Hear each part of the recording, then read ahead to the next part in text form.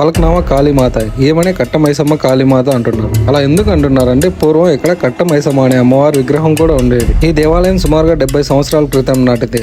అన్ని సంవత్సరాల పాతదైన ఈ దేవాలయం గత సంవత్సరం నుంచే బాగా ఫేమస్ అవుతూ వచ్చింది. మనం మామూలుగా చూసే దేవాలయం కన్నా ఈ కాళీమాత దేవాలయం కొంచెం భిన్నంగా ఉంటుంది. అలా ఎందుకుందంటే ఈ కాళీమాత దేవాలయం ముందు వైపేమో శ్మశానం ఉంటుంది, వెనక వైపు రైల్వే ట్రాక్ ఉంటుంది. ఈ దేవాలయం గురించి తెలుసుకోవాలంటే మనం 70 సంవత్సరాలు వెనక్కి వెళ్ళాలి. పూర్వం ఈ రైల్వే ట్రాక్ పక్కనే కొన్ని గుడిసెలుండి ఒక ఊర్లా ఉండేది. ఆ ఊరు ప్రజలంతా తమకంటూ ఒక గ్రామ దేవత ఉండాలని అనుకున్న సమయంలోనే ఒక రోజు రాత్రి అనుకోకుండా ఆ ఊర్లో ఉన్న ఒక పెద్ద ఆయన రైల్వే ట్రాక్ దాటాలనుకుంటాడు. ఆ సమయంలో ఆయన అక్కడ కళ్ళు తిరిగి కింద పడిపోతాడు.